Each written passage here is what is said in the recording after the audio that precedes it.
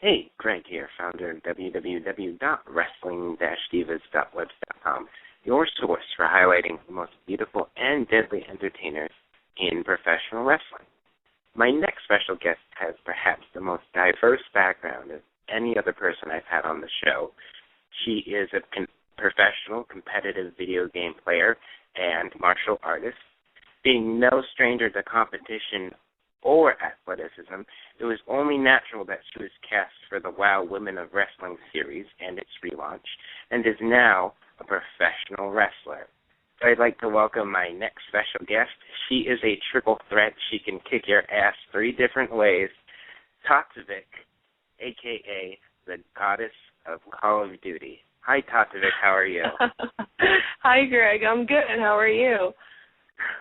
I'm doing really well, and that is really true. You could kick people's asses 3 different ways now. You are a triple threat, so people will tremble in fear.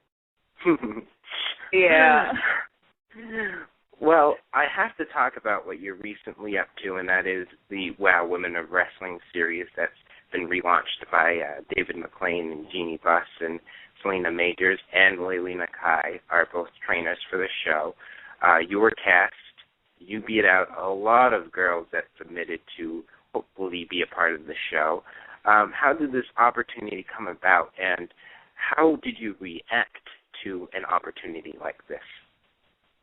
Well, actually, they kind of came to me because I have a profile on Actors Access, and there was a casting there, and I submitted, like anything else, usually, how I do all my submissions, and they just called me in, I guess, like they did for every other girl.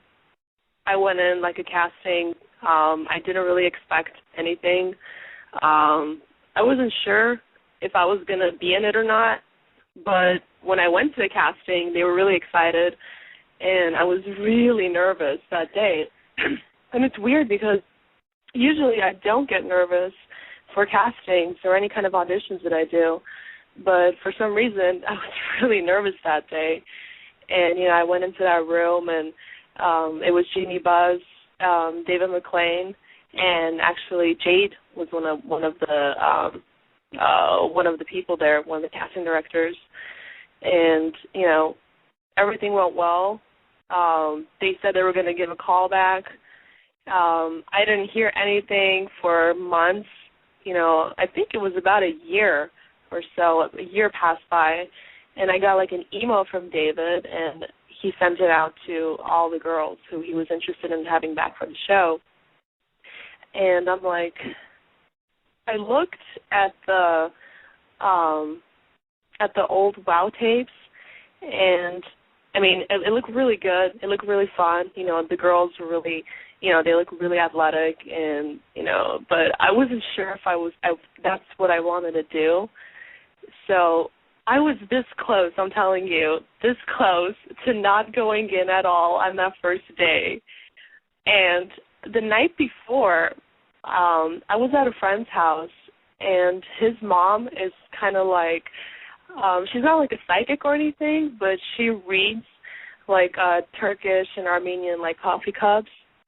And so she gave me some coffee, and, I drank it, and Peter's like, my friend, he's like, hey, do you want my mom to read your cup? And I said, oh, really? Cool. Sure, why not? And I've never had that done before, so I'm like, what is she going to say, So she looked inside my cup, and it was like, she laid out, like, my whole fortune. And the first thing that she said is, you've been thinking about a major decision for about a year, and you're not sure if you want to do it. One day you want to do it, one day you don't want to do it, but it's a big, bright future, and you have to do it. It's like being given to you, basically. So take the opportunity, because there's a big fire at the end of the tunnel waiting for you. And I said, wow. I looked at Peter, and the first thing that I thought about was wow, because WoW was the only thing that I had thought about that whole year, whether or not, I was going to do it. So the next day, I just went into training, and, it started with that. So Wow, that's quite an interesting little turn of events for you. I'm sure kind of having this whole internal battle of should I not do it or should I do it, and not really having a lot of expectations of what it could be when you went into training, I'm sure that you had a little bit of taste of how difficult the wrestling world can be in thinking of the athleticism and the psychology of bringing the character to life and telling a good story in the ring. When you went through the process of training for the first day, did it at all change your perception of what wrestlers go through on a daily basis? Not really, because I'm a kickboxer, and I've done tons of stunt work, and I've been physical my whole life. So the training was it came to me really easy, because I'm already athletic, and I try not to take myself too seriously in the ring, especially, when I'm wrestling, because, it is about the character, it is about the story, and if you get too caught up with the physical stuff, you miss what's important, you miss your objectives, so with me it's more about my intentions when I get in the ring versus, if I'm going to do the move right or wrong, you know what I mean? Yeah, definitely. Yeah. You were also a martial artist, and that's right. Many people see wrestling as not only a discipline but an art form in general, even though it's somewhat of a planned performance. Would you agree with a statement like that? And what kind of similarities do you see between wrestling and another physical defense art like martial arts or kickboxing? Oh, absolutely. Martial arts is another form of dance to me. I started dancing when I was 5 years old, and I was always intrigued by a lot of Hong Kong style, martial arts films, growing up, watching, Bruce Lee, and I forgot a lot of the names, but it was like I was very into it, but I never had a chance to get in it when I was younger. I was doing a ton of work, dancing and piano and going to school, and just my mom was more into giving me towards the arts more than, like the physical game. Because even now, like, she's kind of like, she doesn't understand what I'm doing with wrestling because she probably doesn't understand wrestling the way that I do and the way that, the rest of the world does. But going back to martial arts, it's something that I wanted to do, like, my whole life. And when I brought it up, I remember I was about 8 years old when I asked my mom, because we had a judo and taekwondo studio right by my house. It was like 2 miles down, and it's still there. I asked her, and she's like, you're a girl, you're going to ballet, you want to go to ballet, and then you want to martial arts. That's what boys do. And I said, Mom, come on. So I put a fit with her for a few years, and I didn't win the battle, so I let it, just fly by until I got older. And, I started kind of making my own decisions. I took the route of doing what, your parents kind of want you to do until you're old enough to say, hey, well, I did that. Well, now I want to do this. Now it's my turn. So, and it's funny how I got into martial arts because I studied at the Lee Strasberg Institute for about 3.5 years in Los Angeles, and that's where I met Sensei Benny Urquidez. He was teaching film fighting at the time, and it's so funny. I had no idea who he was. Everybody knew who he was except me. And I thought he was just another, martial arts master. He's just there to teach us. So after the second semester, I went up to him and I said, excuse me, sir, I'm interested in learning martial arts. Do you have any suggestions, any good places that I can go to? he looked at me and he just smiled. He didn't even say one word. He smiled. He gave me his business card and he said, "Come on by. If you like it, you're welcome to stay." And I was like, wow. And I just took it from there. I never stopped. Well, speaking of your acting background and your studies at the Lee Strasberg Theater and Film Institute, a lot of people, and I've had actors or actresses on the show who have wrestling backgrounds, Loka from WOW, for one, and Juwandis, a.k.a. dealt a lot of pain, secondly, who have stated that their acting backgrounds have complemented their wrestling characters and how to work a wrestling match so well, and trying to think of the objective of what your character wants and how to bring her to life. So what kind of similarities do you see between acting and wrestling, and how do you believe your acting background has complemented what you've been doing in wrestling so far? It's given me a lot of confidence. I mean, that's the reason why I went to the school. That's the reason why, I don't know about other actors, everybody goes to these schools for their own reasons, but I went because I wanted to gain more confidence in front of the camera and understand, how to take direction more than anything. And that's what it did for my wrestling. It's just, when people say character, I understand what character is, but if you want to look at the big picture, I'm talking the reality, there really is no character. You are the character. And that's even the thing with lines, when you're given a script, and you're given a certain role to play, you read the script, but what do you do with it? It's just words. It's just lines. How are you going to bring it to life? You know what I mean? That's you. That's what you're going to create. So sometimes when people talk about character, I understand. Unless you're playing the Joker, in Batman, then you get into a different kind of character. But in wrestling specifically, I'm the character. So a big part of wrestling in the story is giving people a show that they want to see, and within each character sending out a message to the crowd. I've always heard that to us fans, perception is reality, and I totally agree with that statement. So when you're out there performing and you had your debut matches against Santana Garrett and Jungle Girl, and you've actually started a little feud with the returning WOW superhero, what is the message that you'd like to send to each and every fan who wants you in that ring?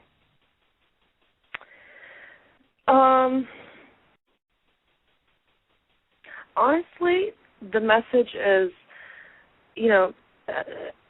I'm living proof that anything is possible. There's a lot of people that put me down and said, Tat, what are you doing? Do you know what they told me? They said there are over 3,000 girls in Los Angeles with your look, with your hair and your eyes, and they want what you want, And they said, what makes you think that you're gonna make it? And I looked at him and I said, well, because they're not me, And that's what everybody needs to know is anything and everything is possible. It's just a matter of how bad do you want it? How bad do you want to be successful? How bad do you want to be in that ring? What extent are you willing to take? Because there's going to be a lot of people that put you down, but those people that say that it's impossible, it's just the perception of how they feel about themselves. They can't do it, so maybe you can't do it either. So the whole message is, just look forward, just keep going and, stick to your goals and work hard because it's possible. If I can get in that ring, anybody can. If I can do what I do, so can you. So I have to switch over a little bit to your career as a professional competitive video game player. And I just found that so interesting when I was first introduced to you, because you posted a screenshot of your Modern Warfare 3 deathmatch score, and I believe it was you got 60 kills with 9 assists and only 1 death. And I found that to be so amazing, because I am horrible at that game. And for you to have a score like that, you would have to be one hell of a video game player. So I have to ask you, of course this is the case of practice, but when you approach how to play a video game and how to win, do you have some sort of strategy, or do you pick up on patterns of behavior of your competition? What is your whole approach to winning at video games? Oh, it's all a mindset, Greg. Everything that I do is a mindset. It doesn't matter if I'm playing video games or I'm fighting. You know, it's what you set yourself up for. You know, it's kind of hard to explain, but to put it, you have to have a strategy. Yes, you have to have a good computer, to run the game. You have to have like a good mouse, and just have your gears. And but all in all, it's just a mindset, man. I mean, if you're gonna go in there, you're gonna be like, I'm not sure, I'm gonna suck, I'm gonna die, or you're just gonna play like everybody else. But if you're gonna go in there and you're gonna be like, I'm gonna be on top, I'm gonna be first, then that's how it's gonna be. And I started gaming at a really young age. I remember my first game that I ever played was Mortal Kombat, the very first one, and Ninja Turtles and Power Rangers. Oh, I miss my Super Nintendo. But yeah, those were my first games. I was probably like 7 or something like that. And then when I kind of grew out of it when I got a little bit older, like my preteens.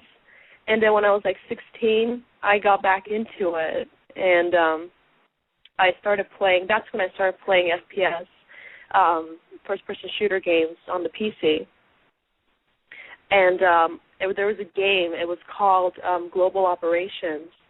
And it's like the European version of Counter-Strike. It's very famous in Europe. And it's known in some places in the United States, but not a lot of U.S. servers run for that game. But, yeah, we kicked ass, man. That was a really good game. It was probably one of the funnest games that I've ever played on the PC. And it was hard, too. It wasn't easy. So after that game died out, that's when I got into Call of Duty, like a couple years later or so. And Call of Duty was so easy to me after playing Global Ops. Like, it was nothing. And, I just got in the game and started pwning everyone. And I got a lot of backlash, being a female gamer. Lots of mean boys, you know how they are. But everybody still, I think people do still think that I'm hacking on all of the Call of Duties that I've ever played. There's not been one person who didn't call me a hacker. And till this day, my name, my nickname in the game is Queen of COD, and everybody calls me Queen of Hacks. So I'm like, all right, that's cool. You're the one getting owned. But yeah. When you play those games, do you have kind of, everyone kind of has their own weapon of choice or strategy of choice? Do you have a preset kind of idea of what you're going to do, or do you just go with the flow of whoever you're facing? Oh, yeah, I have all my classes lined up. I mainly play with MP7, and that's like my main gun, MP7, with steady aim and rapid fire. And that's it. You just set your perks, you choose the guns that you want to play with, and you get good with it. You know, a lot of people complain. Everyone complains in this game too about what you're using. I mean, there's no gun that you can choose that people won't be complaining about it. You know, so everybody looks for an excuse. It's like, what do you want me to do? If I knife you, they say noob knifer. You know, MP7 noob. You know, pistol noob. So I'm like, sorry, man. I would fight with my fists if I could. And you probably win in that round too. Oh man, yeah. Some people really get personal in this game. They really, I mean, you got to kind of think like, do some of these people have lives? I mean, what?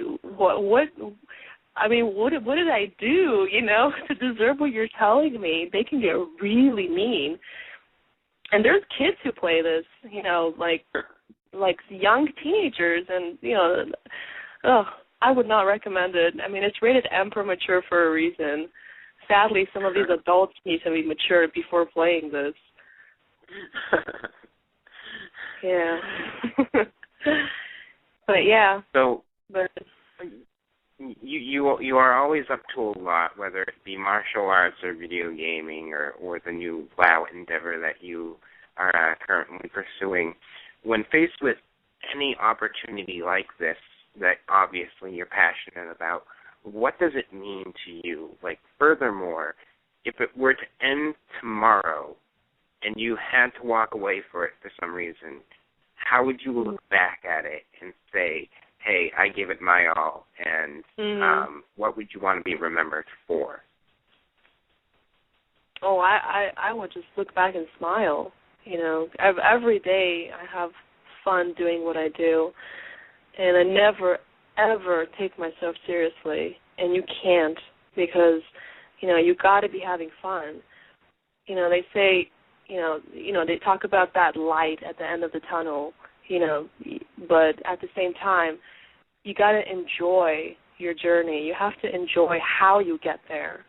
You know, you can't just keep running and just look at that. You know, a lot of people forget that this is all about having fun, you know, and really loving what you're doing. Because it's not, oh, I'm the best, you know, I'm better than her, or she's better than me, you know, because if you look at it, nobody's better than anybody.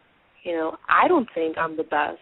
You know, I don't think I'm better than anybody, but I do believe that, you know, I have a gift, and I'm using my gift. You know, I'm putting it forth, and I'm doing something with it, and I'm having fun at the same time. And that's what people need to really understand, that no matter what career path or no matter what path you take in life, you know, just make sure that you're happy and you're doing what you love. You know, enjoy it. Don't take it seriously. Because I'm not. I'm the gamer. Absolutely. Before we wrap up, this is always one of my most favorite questions to ask. If you could sum up your experience as a professional wrestler using just one word, what would it be? Chaotic. Chaotic. That's the only word that came to my mind. Chaotic. Good chaos. You know, good chaos. Yeah. Well, you do have a Steam account, you do have a Facebook account, and you are very active on that with your fans, whether it be video gaming or wrestling or anything that you're doing in acting, et cetera, et cetera. How can us fans reach you if they don't know already?